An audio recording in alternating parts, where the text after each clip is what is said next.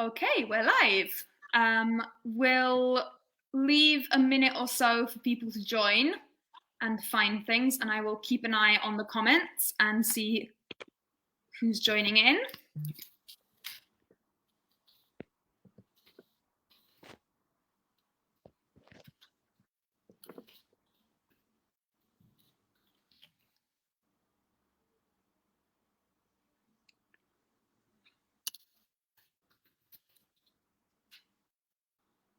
Oh. Says we've got one person viewing. Feel free to say hi. Hello there. And we're getting going. I'll explain some ground rules and what we're covering today in a moment.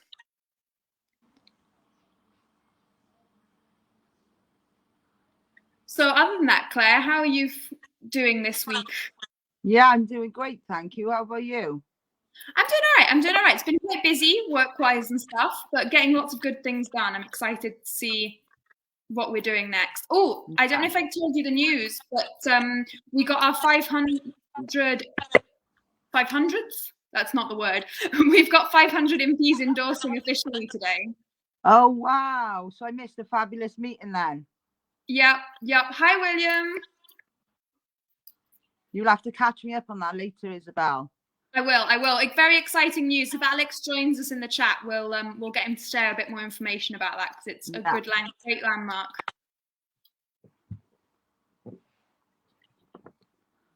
And we've got Sarah as well. Hi, Sarah.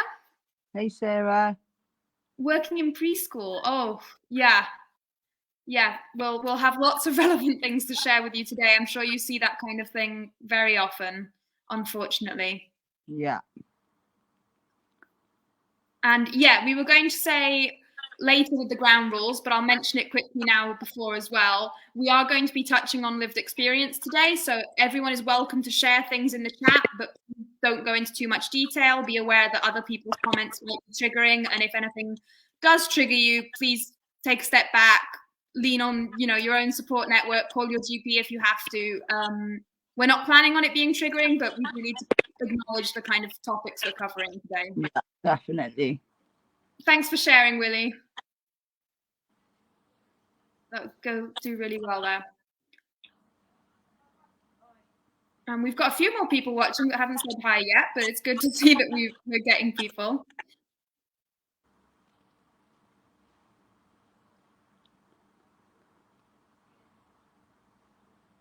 And yeah, how are you feeling now, Claire? I know you were a bit nervous earlier. Still a little bit nervous, but I know I got this. So yeah, I'm just going to take it 1 minute at a time and just see you through. Definitely. Hi, Danny. It's all for a good cause, so it's got to be done, unfortunately.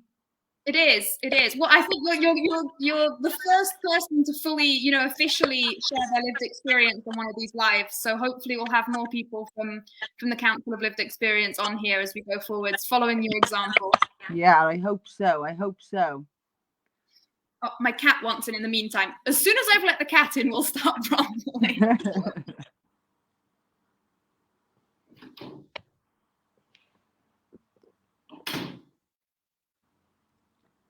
The problem with doing live streams.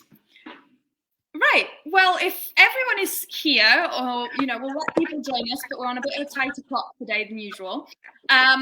Welcome to our live stream today. We're going to be comparing some of the research around trauma and adverse childhood experiences to some of the expertise that comes with having been through these firsthand. I am Isabel. I'm part of the Wave Trust team and a 7030 ambassador, and I'll be looking at the research side of all of these issues. And this is Claire, who I'll let introduce herself in a second. But she's one of our amazing other ambassadors in Wales, and she will be sharing a bit more of the lived experience perspective. Claire, do you want to say anything to kind of say hi? I just want to say I really joined with the 7030 campaign in the Wave Trust because obviously I've got trauma going through childhood and into adult life, and I really wanted to make a difference. And when I found out that there was no campaigners in Wales, I was quite shocked. So yeah, I just wanted to try and get on board and try and make a change in Wales for the future generations. And absolutely, for my own future generations in my own family as well. Yeah, and we'll go into a bit more detail about intergenerational cycles in a moment or two. Definitely. Claire is a recovery warrior, says William. He knows you well. Oh, thank you, Willie. I appreciate your support, mate. So yeah, I just wanted to set some ground rules today, given that we are touching on slightly delicate topics. First of all, I will be finishing off this live in exactly 55 minutes, basically, because I do have a call after that. So I'll be keeping an eye on the time. And for the Q&A, please put any questions you have in the comments so they can figure out, rather than kind of keeping them to the end, because that gives us a bit more opportunity to keep up with it. And finally, if either of us is even slightly uncomfortable for whatever reason with any of the topics we're talking on, or with any of the questions, we will just pass on and maybe take a step back for a second. I'm just hearing a bit of echo, Claire, so I'm going to mute you for a sec. And we'll just take a step back and kind of say, I'm not comfortable at the moment, and that's absolutely fine. And we encourage you to do the same thing if you're having that moment for whatever reason, for whatever either of us might bring up. Please do look after yourself. And we've got a couple other people joining us as well. Hi, Michelle. Hi, Leslie. Hi, Jay. Great to have you all on here. So yeah, let me start off with a little bit of background on ACEs and trauma. Claire, I'll unmute you long enough to let me know if my screen sharing is working, but yeah, after that, please, I'll put you on mute for a second just while I'm talking through. There we go. Yeah, it's on. I'll mute myself now. Perfect. So hoping that you can all see my screen, as I won't be able to see you for a moment. Adverse childhood experiences are something that were first looked at by Vincent Felitti and Robert Ander at the end of the 1990s. And they basically identified these different areas of adversity that people had in childhood. So be it abuse in terms of emotional, physical, or sexual, or different types of neglect, or household challenges like domestic violence or substance abuse in the household, or having an incarcerated parent, etc. And they kind of compared this to the outcomes in people's lives in adulthood. So that might have been physical health outcomes, mental health outcomes, whether or not they'd been excluded from school, their level of achievement at work, whether or not they'd had any criminal convictions, etc., etc. And first of all, they found this shocking number that has stuck with me since I first saw this, and that was 67% of the population had at least one adverse childhood experience. So it is beyond common. It is something that affects all of us in one way or another. If we don't have an ACE, then someone we know definitely has. And the other thing that they found was that there was a cumulative effect. The more adverse childhood experiences you had, the higher the risk for all of these negative outcomes. So for example, as you can see on my screen, hopefully, with 4 or more ACEs, they were 11 times more likely to use intravenous drugs. They were 14 times more likely to commit suicide attempts, 2 times higher risk for liver disease, etc., etc. And so this really revolutionized how people looked at a lot of these issues, because it suddenly gave the idea of, rather than trying to deal with all of these issues once they become a problem further down the line, you could tackle them at, from the start. You could help people from, the first 2 years of their life, throughout their childhood, and avoid all of these negative experiences. And you can see here as well in this kind of little pyramid how adverse childhood experiences affect people. So the experience itself disrupts people's neurodevelopment, which can then cause social or emotional or cognitive impairments of different types. That might be creating, worldviews that are automatically, untrusting, etc. And then that often leads to things like adopting health and risky behaviors, things like drinking, to self-medicate, etc., which in turn can lead to different diseases or social problems. And they even found early death. In fact, with people with 6 or more ACEs were shown to have a 20 years lower life expectancy. So yeah, I hope that gives you an idea of quite how serious these things can be. And what the science kind of started this conversation around. Now, there is a brighter side to these things later. I'll talk about resilience and some of the protective factors that come with this later on. But I wanted to let Claire speak for a moment about her experience with ACEs and what finding out about the science of ACEs kind of did in her own life. Yeah, so I've got an ACEs score of 10. Obviously, it's really impacted my adult life. It impacted my teenage years. I was trying to seek help for a very, very long time, and obviously didn't get that help. So then that trauma manifested into addiction, self-harming, mental health issues. It went on for many, many years, and my life was just debilitated. I ended up being a drug addict for 25 years, trying to self-medicate and manage these issues. And I only actually found out about the ACEs about 3 years ago. And it was actually when I found out about them and did the test that it actually hit me, and I started to understand why I became the person I became, why I went through all these issues originally to begin with. And it's just, my interest in it has just grown and grown and grown. And since understanding that part of it, my whole life has just transformed around. I've got it's 17 months sober now, for the first time in my life. I'm off all my antidepressants. I'm in a stable place. I've literally turned my life around.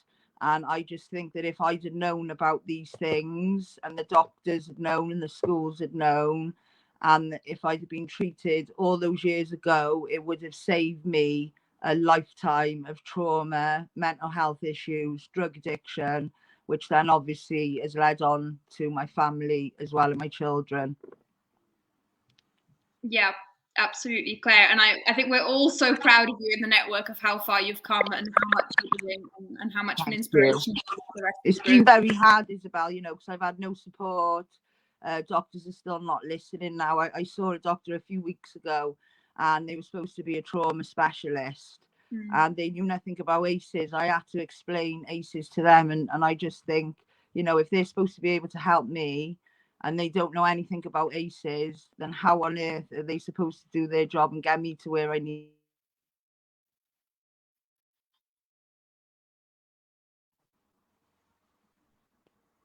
Oh, sorry, I lost you there for a second. Sorry, you froze up at the end, but I think I got most of what you were saying, and I think we've had a quick chat between the two of us before around this of people who might have years and years experience in trauma know in far more detail than we do how trauma might affect, say, mental health specifically. But they often aren't aware or don't have ACEs included in their training and don't have this common language that they can share. And it can be a real issue when you're trying to kind of talk to them to have that conversation. You're doing all right there, Claire. I've lost you a couple of times. I don't think it's my internet. Yeah, definitely. Yeah, I think the reception's quite bad, Isabel, on both ends. Okay, well, we will try for another 5 minutes or so with video. If not, we will have one speaker view and the other person can remove video to help. So yeah, that's our first bit on ACEs. If anyone has any questions around ACEs or trauma more generally, please do drop them in the chat. I'm seeing a lot of really interesting comments, people sharing their ACE score.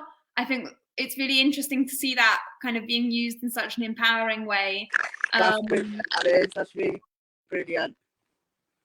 And I think people are sometimes like a bit ashamed of the ACE score, but at the end of the day, it's not your fault. Do you know what I mean? You were a child, and probably your own family was impacted by the same thing. So yeah, that's brilliant that people are actually opening up and sharing in the comments. Absolutely. And I find it really interesting that people are using it that way, because from a research perspective, I know it's something that's been looked at on a large population-wide scale rather than individually. Yeah. Sorry, I'm just muting you for just 2 seconds because I'm getting a lot of feedback. And it's been used in that kind of wider way, because on an individual level, obviously it's complex. If it increases the risk, let's say, for pulmonary disease, it's not that every single person with that ACE score ends up with that issue. It's simply that it really increases the risk significantly. So it's not often used as a diagnostic tool individually, but to understand what kind of we need to address in order to reduce these issues further down the line. So I find it really interesting with people using it kind of in that individual way, because I think it can be really empowering and saying, actually, I had all of these things happen to me. How did that impact my life? Without it being an exact, this happened, therefore I'm in danger of whatever. Because someone might have an ACE score of 10, but have had enough protective factors throughout their life to actually be doing really, really well. But it is about that kind of understanding that if things aren't going well, there's a reason for it. And that's both the ACEs themselves and the lack of support at every step. Yeah, I definitely agree with that. There's not enough support out there for people who have ACEs, who have trauma. And I think that when you go to a doctor and you ask for help, they want to take it from their perspective rather than looking right down to the core to find the root of the problem, where all these other problems have escalated. And that's where they're going wrong, I think. Yeah, absolutely. Whereas I know for me personally, if they'd have dealt with the trauma first, everything else would have fallen into place. But unfortunately, I've had to work through a load of issues, and I'm still not really quite there yet with the trauma and getting the support and the help.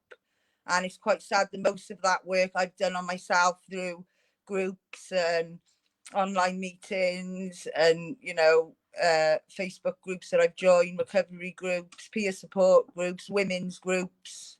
And without that support, I don't think I would have done as well as I have done. Yeah, and there's something really interesting you said there about not being there yet. I think we need to address the fact that the longer you leave it, in a sense, the longer it takes to undo all the damage. So, Definitely. you know, it's not something that you can solve in a year. It's not something you can solve in 5 years. It's something that you can learn to deal with, that you can set new protective factors against, and you can start to really, you know, rewire your brain to expect the safety and happiness and well-being and to reduce stress hormones. But you can't completely reverse what happened. To be honest, I've had to learn a whole new way of life. You know, I've had to change everything around me, my surroundings, the way I think, the way I act, the way I do things. I try and keep like a positive environment now, and I try not to like let things affect me. But obviously, when you're waking up in the night from nightmares, from PTSD and complex trauma, and all these things that come along with it later in life, it does get quite hard. Mm-hmm. No, absolutely.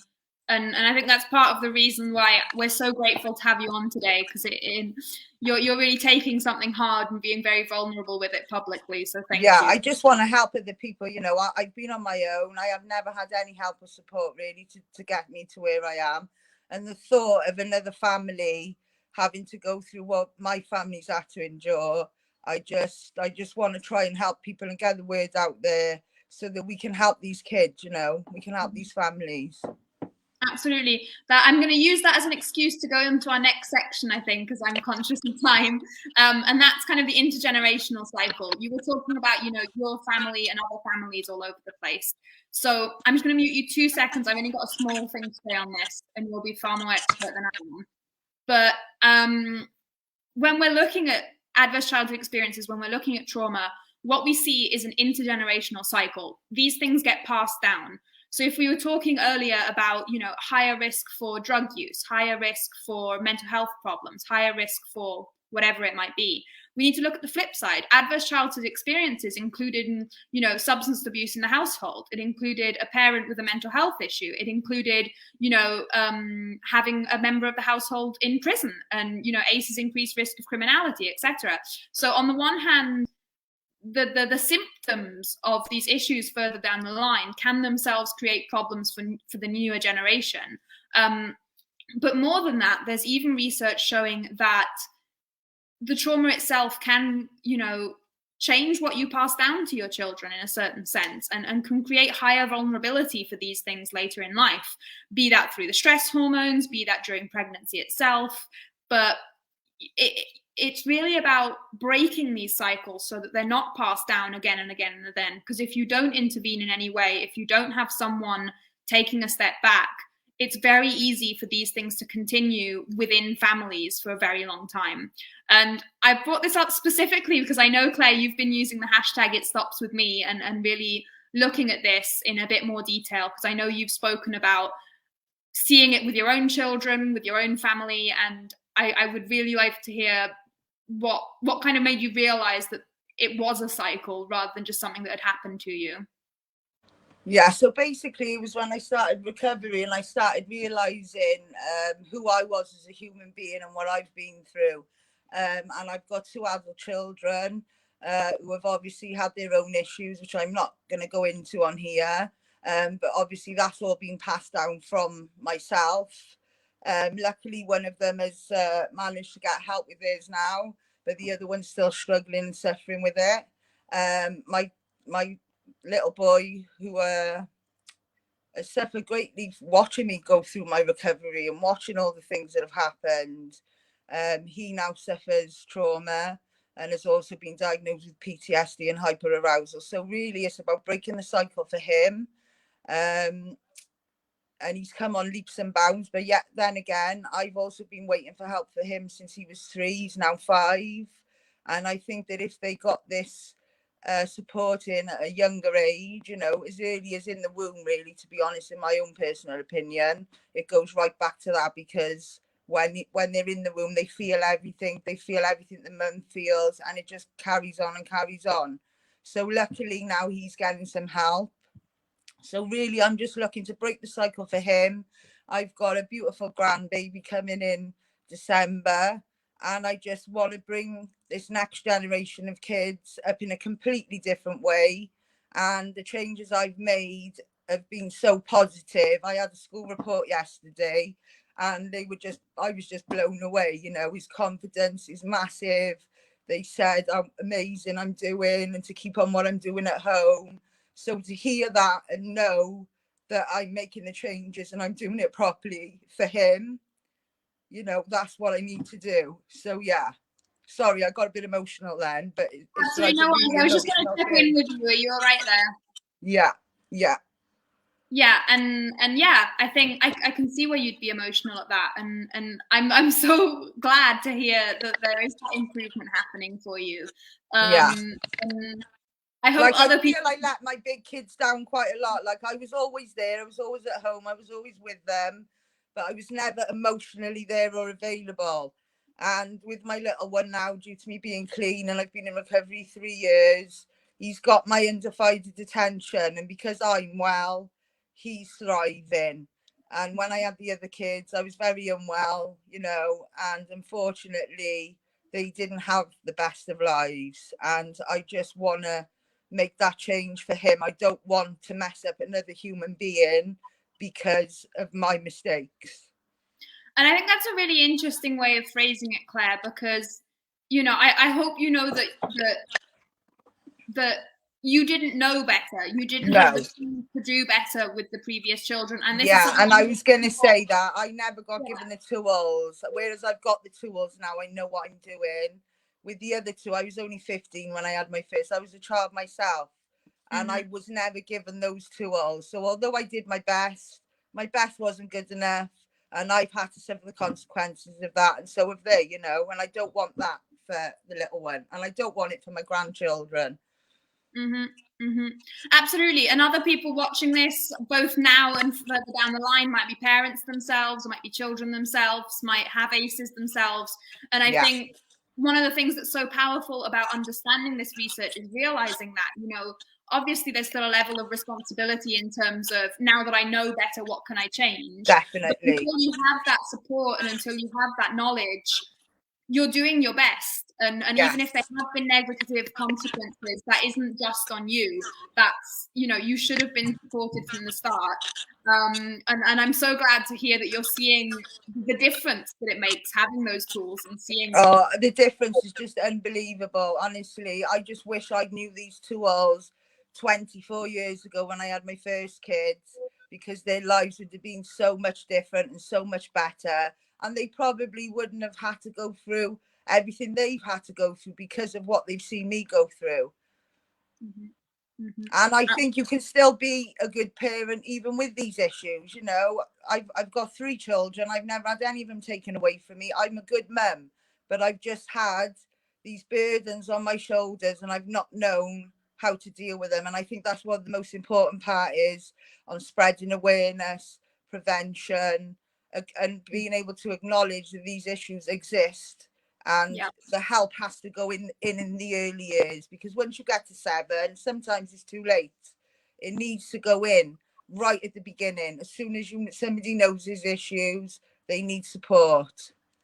Yeah, and I think that's something that Wave really tries to point out. You know, you can get help at any age. You know, you can be 99 with years and years of trauma and you can still build resilience. But it's like learning a language. You know, there's critical periods. It's so much easier in, you know, from conception to age 2. If you can help people then, that will have the biggest impact in their life. You can help someone at age 7, you can help someone at age 15, you can help someone at age 35, you can help them at age 90. But it becomes increasingly harder, and we really need to focus as early as possible. Sorry, I just muted you. For help when Jackson was 2, and they told me he was too young, and he's 5 now. So these issues have gone on 3 years. They've worsened, they've greatened. It's been a lot harder. And if he'd just had that bit of therapy at that age and a bit of help at that age, then he probably would have forgotten all about this by now, and he probably would be fine, you know. Yeah, I'm going to use that to go forward, but before we dive into it, I just wanted to address some of the comments we've had. We've got lots of people sharing really amazing personal stories. I know Jay is sharing a few, and we've got Danny, I think, was talking about his PTSD as well. William mentioned some of his ACEs and things. And I just want to say to everyone, thanks so much for sharing and really keep the conversation going. Thanks for the support, guys. I really appreciate it. I was so nervous about this today. I'm glad it's going well, Claire. You're doing amazing. Yeah. And yeah, so the next kind of stage is kind of what you were saying, of the reason Wave exists, basically, is it was seeing people addressing the symptoms of things when there was a problem that was visible, rather than addressing the root causes. I'm going to try and share my screen again for just a second. Let me know if that's working. So can you see that? Yeah, that's it, Isabel. Brilliant. So yeah, this is kind of the 70-30 campaign for anyone who is kind of new or watching later. And basically what we've realized is the impact of ACEs that they can have throughout life and of trauma. And seeing a situation in which such a large percentage of people suffer abuse or neglect, and so few of them receiving help, or if they do receive help, receiving it so far down the line, you know, helping people once they're youth offenders, helping people once they've developed PTSD, helping people once they're already parents with their own issues, etc., etc. And Wave estimates that this costs, you know, our society about £15 billion a year. That's not a small amount of money. We could be investing that same amount into prevention, into early years, into really strengthening our communities, and could have a huge difference. And the core of everything we do is kind of looking at the root causes and not just the symptoms. Making sure we're preventing it rather than picking up the pieces. And particularly based on a lot of the research that Wave has done in its 25 years, we've realized that all of ACEs themselves and all of their negative outcomes are preventable. With the right policies, with the right support, these can be prevented. So that's kind of why 70-30 exists, kind of with the aim of reducing child abuse and neglect by 70% by 2030, for anyone who kind of doesn't know that. And yeah, I know you, Claire, you've touched on it a few times today, but you've had that kind of experience with many different services where the focus is on one specific symptom. I know you'd spoken about people addressing only one area of what you were going through, rather than understanding the whole background, rather than going to the root. Yeah, so when I originally reached out for help back 3 years ago, I was trying to put across everything I've been through, and you know, there's more to this addiction than what you can see, and I really wanted to stop and get help. but unfortunately they wouldn't listen to what I was saying. They just assumed that I was a drug addict. They're trying to get more drugs for something else that was wrong with me, when in fact what I wanted was help, so that I could stop the drugs, so that I could sort out the mental health, so that I could sort out the other issues, and then get down to the core, which is obviously the trauma. I wasn't listened to at all. I reached out to over 150 services in Wales and got turned away. And in the end, I literally had to come home, lock myself in the house, and withdraw from a 25-year drug habit on my own with no support, which then obviously causes more trauma, you know, in the family. Luckily, by the grace of God, I got through it, and I did it. But I shouldn't have been treated like that. And I think that it's still happening now. You know, I go to places to try and get this trauma sorted, and I'm just having assessments being passed from one place to another, one doctor to another. You have to go over everything every time you see a new doctor. You have to go over it. And I don't think these doctors realise how traumatic it is to have to go over your history, and then they say, right, okay, then we'll be in contact with you in a few weeks. They've then opened that jar of worms, and you're left there then to deal with those symptoms and root causes again for the millionth time in your life. And the biggest thing I go on about is, if they put money into prevention, you would have people like me who have been unwell for 40 years on benefits, because I can't leave the house, can't go to work, I can't live a normal life. And they've wasted billions and billions of pounds basically paying me to stay home, take medication and rot away. Where in fact, if they put that money into fixing this in the early years, then those people would become productive members of society. They wouldn't be on benefits. They wouldn't be wasting money every month. And they could be living a normal life, you know. Absolutely, absolutely. And Jay there is making some really good points. He's pointing out, you know, that it can sometimes trying to self-medicate in whatever way that might be. That might be, you know, you're stopping any kind of substance abuse. It might be taking substances. It might be, you know, whatever thousands of ways people try to find to cope.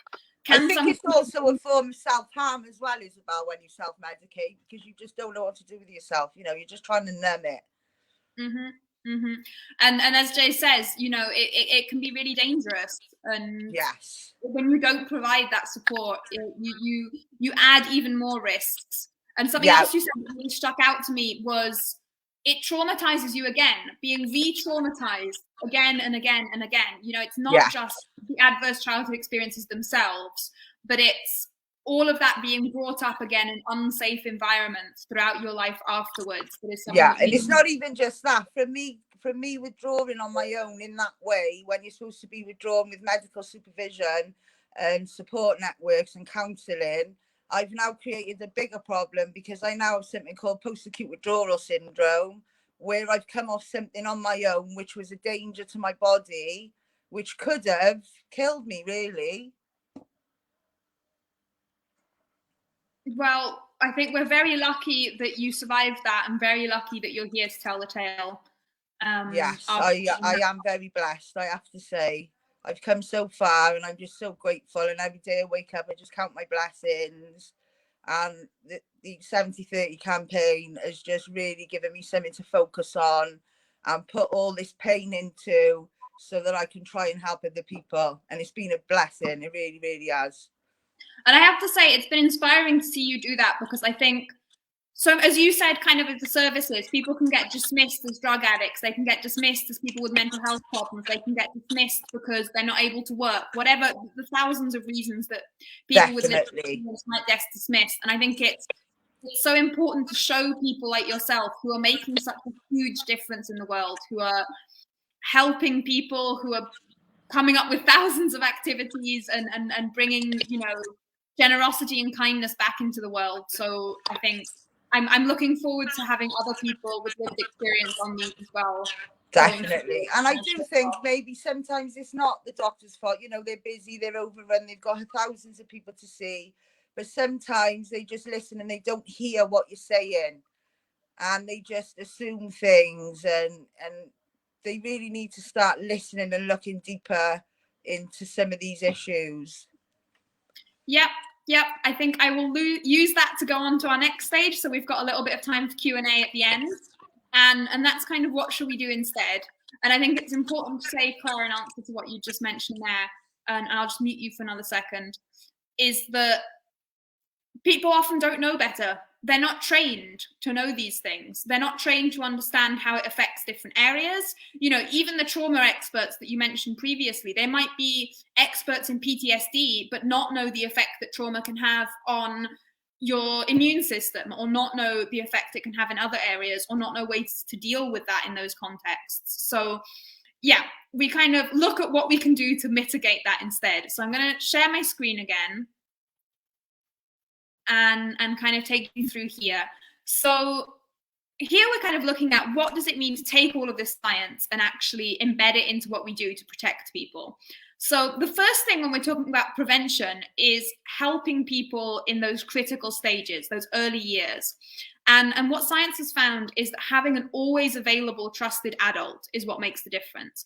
Having someone that you can have that first attachment relationship, that you can practice attunement with, makes the biggest difference. You know, if you look at this here, people with 4 or more ACEs with no support were 3 times more likely to be heavy drinkers, to have a poor diet, to smoke daily. But that's changed when you have constant support, even if they still had 4 ACEs. And there's all kinds of things that we can put in place as protective factors. They can be parental resilience. So Claire, all the work that you're doing, for example, for your little boy, it can be making sure that people have the knowledge to apply these things. It can be concrete support for families in times of need. It can be the wider community. It can be giving children social emotional skills in school. There's all kinds of different protective factors that can help. And the 2 biggest things that make a difference to going through life in this is creating resilience and creating empathy. And through this, one of the things that we suggest for later in life that isn't necessarily prevention, or at least isn't primary prevention, is trauma-informed communities. And that kind of works on the core 4 complex concepts of realizing how common trauma is and what the symptoms of trauma are, recognizing the signs of trauma and being able to react sensitively, to be able to therefore respond, but also to resist re-traumatization, which I think is what you were talking about, Claire. So yeah, that's kind of what we're suggesting instead. So it's both that primary prevention with the always available adult and that kind of secondary prevention with the trauma-informed communities that in a way mitigate so much of this trauma. And I know, Claire, that you've started looking into this, that you're campaigning for this. Having had all of those negative experiences and not having grown up with many of those protective factors, I kind of wanted to hear your ideas on it, your suggestions for implementing that, your hopes for community going forward that might have that in place, and just kind of, yeah, any insights you have around that. Yeah, so I've been very lucky, I have, to be honest. Since I started my recovery, I've had the baby's school involved, and they were a fantastic support. And something I've learned is if you can get help from people, you need to sort of combine that support together as one, and then you're all working as a team. So basically, I think personally that these everybody should be trauma informed, especially like midwives, doctors, hospitals, health visitors, definitely schools. That has to be a must. You know, they're with your children most of the time, every week. Well, they're with them more than you are, really. And I know from my own experience, now the school know the issues that my little one's got. They are now researching those issues, and they're learning how to deal with him the way I've had to learn how to do it, because obviously, because I'm a sufferer of trauma, I found it quite hard at the beginning trying to learn how to deal with somebody else that's got trauma. But now I tend to let him lead me. You know, he's a child. I need to make sure he's comfortable. We've got a wonderful relationship. And I think it really is about those relationships. And in the future, I would like to make changes in Wales where schools are trauma informed. That would be the first protocol. and then obviously the midwives, the health visitors. But I think they need to really focus on, like with social services, working together with the families to keep them together. Because I tend to find, and not just from my own experiences, but from other people's experiences also, that once you go to a doctor or a GP and you reach out for help, you straight away get labelled. Then they're questioning safeguarding issues. Then they're saying you're a bad parent. And it doesn't always work that way. You know, you can still have these issues and be a good parent. So yeah, I think definitely in Wales we need to focus on keeping people together and working together as a family, because then obviously when you're ripped away from your family, that's even more trauma. So that's just adding more trauma on top. So yeah, I just want to try and change as much as I can really in Wales, and just try and get trauma informed is the way to go. Absolutely. I just wanted to jump in with what you were saying there about kind of removing children from families. I think you commented offhandedly on that earlier on, and I didn't remember to catch on. And I think, you know, there's not always the possibility to intervene fast enough to be able to help the child to avoid the trauma for the child. So sometimes it is necessary. But if we had a system in place, we could reduce the number of times that is necessary so significantly. The fact that the first approach is to stigmatize the families and the parents, that the first approach is just to remove, says a lot. You know, if we were doing the prevention work immediately, you know, if we were dealing with this in pregnancy and we're making sure we had all of these supports in place throughout, and you were checking in, say, with health visitors or whatever for 3 years, you'd be able to see, actually, I know how well this child is doing. We can see that they're at higher risk, but this is how we can help. And, you know, there would maybe be a situation in which it still has to be the last resort, but you know, immediately responding in that way without providing alternative supports, I think is definitely something that is causing other trauma at the moment. Like, I'm just speaking from my own personal experience, because obviously I went to ask for help. There was no safeguarding issues, but they put a lot of pressure on me, which then caused more issues because I was so stressed out. So yeah, I'm just speaking from my own personal experience there, and I find that fear is a big part of why people do not ask for help. The fear of what's going to happen after they've done that part. And I think in general, that stigma goes deeper. You know, it's not just what happens when I ask for help in a parent perspective. It's what happens when I admit there's a problem with substance abuse. What happens if I admit I have a mental health issue? What happens, you know, all of these symptoms are often stigmatized. What happens if I admit I have a criminal record? Definitely. I totally agree. And yeah, we need to understand that they are symptoms of something deeper, and that they could have a different path if they were given support to be able to remove that stigma and to help. I know that amongst us ambassadors, we were talking about this around suicide. You know, we need to take away the stigma around mental health issues and suicide itself to be able to support people ultimately. Definitely. And I see that Alex has joined us. Alex, if you're still here, could you put some of the information in the chat about the latest MP endorsement, as Claire and I hinted at this at the very beginning of the live stream? We'd love to share that with everyone. And yeah, Claire, have you got anything else to say before we go on to the Q&A? No, I don't think so, Isabel. Okie dokie. In that case, we're going to open things up a little bit more to a Q&A.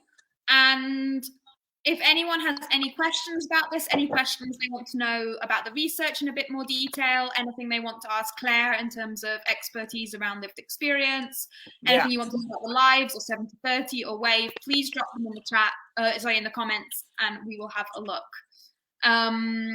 Alex has got some great news that as of today, 500 MPs support 70-30. Woo! A big celebration there. Thank you, Alex, and everyone else who's worked on that. Well done, guys. So yeah. Now we just need to get them to start shifting the attention to prevention. That's the next step. We've taken a huge first step with that. That's brilliant. Yeah, William, that's a really great point as well. It's only by speaking out that we can hope to break that stigma. And I think it's absolutely the more honest you are about things, the more vulnerable you're willing to be in a safe space, obviously, the more things can go from there. I'm just going to read through the older comments. If we're waiting for any questions, please do stick anything in the comments. If not, I'll have a look at anything you've missed earlier. Well, absolutely, Jay. We need to ring fence money for the early years, and we need to have policy change to include prevention. Absolutely. Definitely. Exactly. Spot on. Yeah. They're the most important years. Those 0 to 3s or 0 to 5s, I believe in my heart. But yeah, they are the most important years.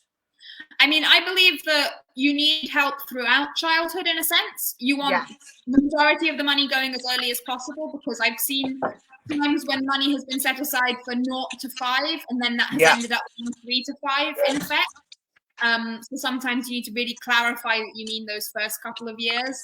Yeah. But ultimately, I mean, adolescence is another huge moment where you adolescence as well. Yeah. You know, at that stage can make a huge difference. I was just going to say, Sarah, thank you for asking about this. If you want any of the slides I showed earlier, they're all 70/30 infographics. And you can find all of them on our website. And I've actually mistyped that. It's wavetrust.org. Let me put that back. www.org/7030. And yeah, you can find all of that there. You can share them. You know, feel free to email us with any further questions or message the page, and you can see with that. So that's kind of the correct link for anyone who wants it. Any other questions we kind of missed? Yeah, Jay pointing out of turning to substances to numb your brain. I think what we were saying about self-medicating, Claire, you know, there's many different reasons and different ways to do it. But I think numbing is quite a common one from what I've seen. Yeah. I think people who suffer with ACEs struggle with regulating emotions, and they're quite hard to feel because they're very painful. And sometimes it's just easier to just numb that pain. Especially when you're not getting any help, you know. I mean, ultimately, that's what empathy and resilience are. It's having those skills to regulate your emotions in a sense. And you have to have that modeled. It's something that is learned. You know, it's seeing how your caregivers react to suffering, how your caregivers react to their own anger, how they react to their own issues, how, you know, it's regulating them when they can't, when they're babies, you know, making sure. Yeah, and I do agree with that, because when the other kids were little, I always would say, oh, come on now, don't cry, you know. Whereas now, because I was unable to deal with my own emotions, I couldn't deal with theirs. Whereas now I'm able to regulate my own emotions, so that when the little one gets in that stage, you know, it's just, oh, give him a cuddle, give him a kiss, you know, have a little chat, find out what's going on. Whereas before I couldn't do that. So yeah, it's definitely learning those tools to be able to put them into place. Yeah, couldn't agree more. I'm still scrolling through comments. I'll go back down to the newer ones in a second. This one by Jay I find quite interesting, about one ACE for one person could be a lot worse than having 10, for example. Definitely. And I think here I'd really want to mention, we use the language of ACEs because it's so powerful. You know, we can see with that research the impact of, look, if you have 4 or more, you're at higher risk. If you're at 6 or more, you have higher risk. And you have, you know, so much evidence of it being cumulative in that way. But it doesn't mean you're suffering any less. No, it's not even that. As I was aiming at, it's not just the 10 ACEs that are listed. You know, there can be so many other traumas that haven't been looked at specifically. You know, there's people growing up in war zones. There's bullying. You know, COVID has been traumatic for many people in different ways. You know, there's all kind of different ones. One of the differences that has been found is the difference between one acute traumatic event, which can have effects, but in a slightly different way, to ongoing, repeated, complex trauma. Because your stress response system does not get the opportunity to return to its baseline state. It doesn't get to return to that safety. It always is pumping out cortisol and other stress hormones, kind of keeping it in fight or flight mode. And that is ultimately what really weakens the immune system and causes other problems. So Yeah. I just want to clarify that things like seeing the ACE score is really useful, but isn't the only truth, let's say, in the matter. Yeah. And fight or flight mode is an awful place to reside in 24/7, 7 days a week. You know, it's really hard. Yeah, yeah. Really And yeah, hard. I use fight or flight, but obviously it's fight or flight and freeze and any other reaction to these. I think freeze is often forgotten. I know of any negative experiences that I've had. Luckily, I've had enough buffering situations that I've not had, any ongoing issues further down the line. But I know that in the moment, my reaction to stress is freeze. I think that can sometimes change over a while. Because I remember at one point it was freeze for me, and then it was fight, and now it's just like, oh, I can't be bothered with this drama, and I'm gone. Do you know what I mean? Mm-hmm. So yeah. I think dissociation is a strong one, removing yourself as it happens, which is kind of a version of freeze is very common with trauma. Yeah, definitely. What are we seeing else in our things? Alex has said here, we need to push for KPIs and targets around CAMS referral. Children can be waiting for over a year. Absolutely. Yeah. Spot on, Alex. Spot on. I think waiting times and the priority can be an issue. I know of my lived experience of seeing people I love trying to ask for support. The funding is for the absolute emergency state. The funding is for the last possibility. If you're not currently in full crisis mode, you'll be put on a waiting list for many things. Yeah. And it is so dangerous when you could save so much money in terms of finances, and you could save so much pain in terms of the human element. And I think that's where the lives get lost then, is because people just can't go on and they can't wait that length of time for help and support. Some people are in desperate need, and to be told you're going to be waiting 18 months on a waiting list, what are you supposed to do for those 18 months? Mm-hmm. Absolutely. And in a way that can be a further, stress. You can show up for this and say, these are my stressors, but then the waiting list is an extra one they haven't considered in their considerations. Absolutely. We've got a really interesting question here from William as well. What has been the most important things you've learned about your ACEs and how to deal with them? To be honest, the first thing is that I've actually got ACEs, and now I can understand who I am as a human being, and the way things have worked out for me. I've learned to have a positive environment, put in boundaries, acknowledge when I'm struggling, reach out for help when I need it. I've done a lot of groups and NA and CA and church, and I've made a lot of changes, but most of all I've learned that it's not my fault anymore. I blame myself for a long time for what I went through, and I think that was mostly where the shame came from, attached to it all. But since I've learned about ACEs, I've now realized that it wasn't my fault. I was a child, I was an adolescent, things happened, and that it can be turned around. And I've learned how to fight, really, and to love who I am, I suppose, and to care about me instead of putting everyone else first. Now I put me first, and then the rest follows. So yeah, I'm still learning, to be honest, William. I am still learning, but yeah, I'm starting to really understand who I am as a person for the first time in my life. So yeah. Brilliantly said, Claire. I fully agree with William there, and yeah, I think what you're saying of kind of putting yourself first, in a sense, I think we have to accept the fact that in childhood you're not responsible for your own recovery. You're supposed to have people who protect you from all of these things. That's not always the case, but that was never on you. But as an adult, you're suddenly the one expected to look after yourself and do that. So you have to put yourself. It's as if you were your own toddler, in a sense. You have to put yourself first. I've seen another really interesting comment from William here. It's a lottery. And I'm not so much looking at the whether you survived long enough, but it's a lottery really stuck with me there, William, because I think we don't talk enough about what the 70-30 work means on a national level.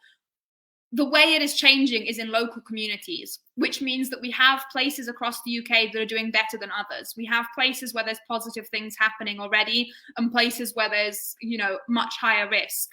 And for a few years, whilst we push to get to 70-30 as a goal, there's going to be, in a sense, a postcode lottery, because, you know, we can't protect everyone immediately straight away. And this is why we want ambassadors to join in their local communities, because it's only by having those people on the ground working to change things, talking with their local politicians, really moving things, that every local community can start to shift, rather than just having a general push from kind of a policy level. You know, we want to work to stop it being a lottery. Everyone in the UK deserves those protective factors. Everyone beyond the UK deserves those protective factors. You don't want it to be a lottery. Go ahead, Claire. Sorry, I muted you for a second. I was getting a lot of feedback. No, it's okay. I was disagreeing with everything you just said then, Isabel.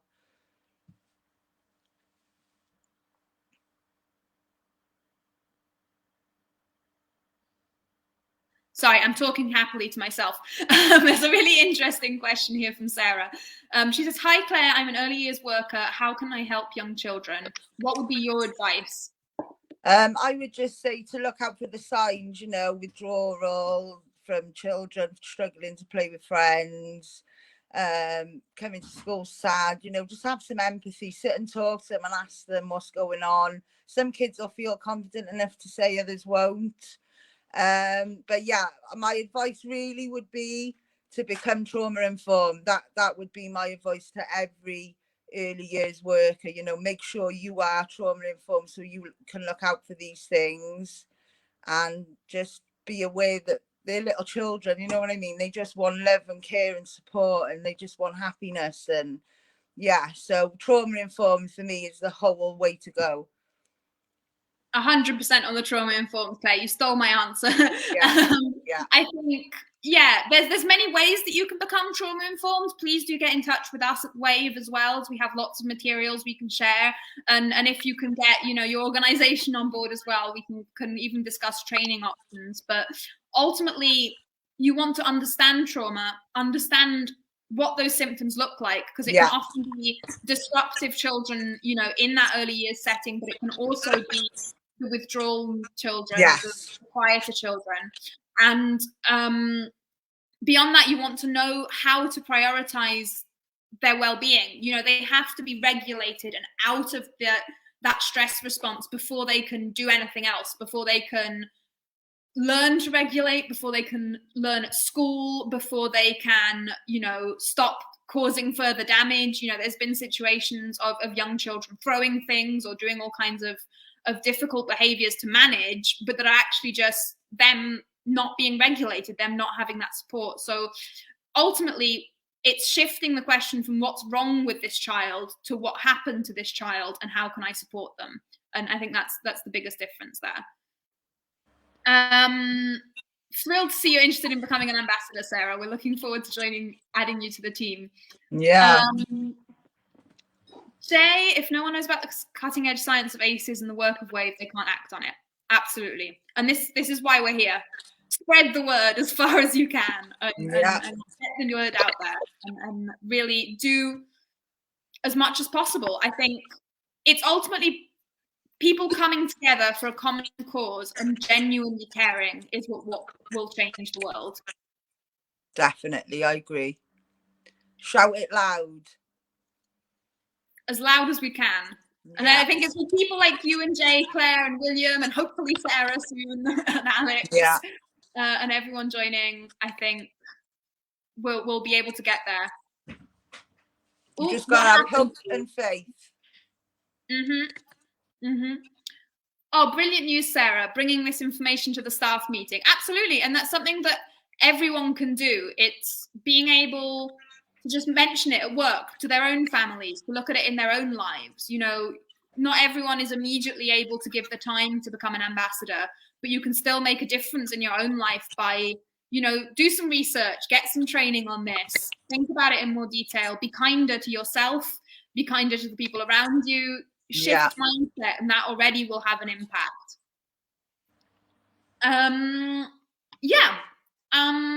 I think if no one else has got any other questions, I would start wrapping things up as I've got my other call to go to. Claire, have you got any final thoughts you'd like to share? No, I just encourage anybody who's out there who wants to help this brilliant cause to join on board and become an ambassador. And I'm hoping there's going to be a few more in Wales joining over the next couple of weeks. So I'm excited about that.